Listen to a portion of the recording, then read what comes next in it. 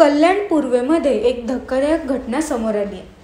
मराठी हिंदी बोलण्याच्या वादातून एका महाविद्यालयीन विद्यार्थ्याने आत्महत्या केल्याचा धक्कादायक प्रकार उघडकीस आलाय।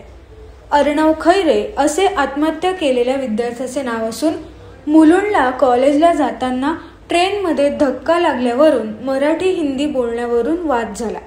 या वादातून 4 ते 5 जणांनी अर्णवला बेदम मारहाण केली होती। घटनेनंतर मानसिक तणावात असलेल्या अर्णवने राहत्या घरी गळफास घेऊन आत्महत्या केली आहे। अर्णवचे वडील जितेंद्र खैरे यांनी हा गंभीर आरोप केला असून कोळसेवाडी पोलिसांनी प्रकरणाचा तपास सुरू केला। मुलगा नेहमीप्रमाणे कॉलेजला निघाला।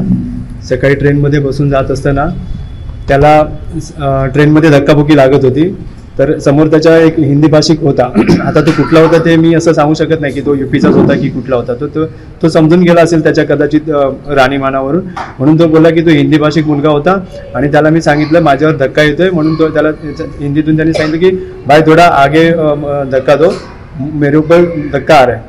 तर त्याच्या प्रवासी बाकीचे प्रवासी होते त्यांनी डायरेक्ट त्याच्या कानाखाली मारला आणि एक पहिल्यांदा मारला आणि त्याला सांगितलं की तुला मराठी बोलता येत नाही का, मराठी बोलायची लाज वाटते का। आणि त्याला अजून माझा मुलगा घाबरत मला हे सांगत होता की तुला मराठी बोलायला लाज वाटते का।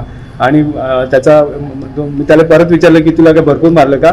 हा पप्पा ते बरेच लोक होते आणि मला घाबरवलं, त्यामुळे मी खूप घाबरलो होतो, म्हणून मला मुलुंडला उतरायचं होतं। तर मी ठाण्याला उतरून नंतर पुढे कॉलेजला गेलो। काय म्हणजे आत्महत्या कशी केली सर तो घाबरला होता, कारण आम्ही घरामध्ये कधी त्यांना शिवी माहीतच नाही। आम्ही घरामध्ये कधी शिवी पण देत नाही, कधी अभद्र शब्द पण वापरत नाही। ते आपले चांगले संस्कार असे कामाला येतात सर। आपण ज्यांना चांगले संस्कार देतो की बाबा तू भांडण करू नको, आणि कदाचित माझ्या मुला मी रफटप बनवायला पाहिजे होतं, म्हणजे त्यांनी पण प्रतिकार केला असता, पण त्यांनी प्रतिकार केला नाही।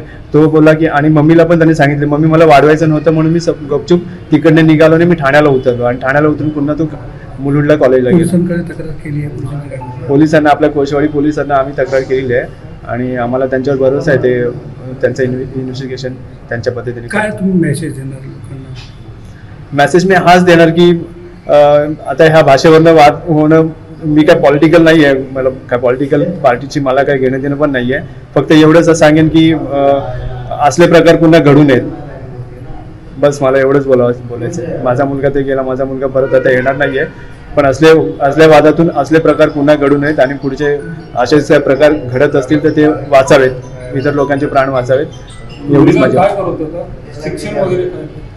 माझा मुलगा केळकर कॉलेजमध्ये आता SY BSc करत होता, फर्स्ट इयरला होता। आणि तो साईड बाय साईड त्याला डॉक्टर बनायचं होतं, म्हणून त्याचे ते प्रयत्न चालू होते। नीटची एक्झाम साठी प्रिपरेशन चालू होती त्याची। त्याला डॉक्टर बनण्याचं स्वप्न होतं त्याचं। कशी आत्महत्या केली, काय केलं सर ते बोलायला लावू नका ना, आम्ही शेवटी बाप आहे। मला या सगळ्या गोष्टी मला त्याच आठवतात।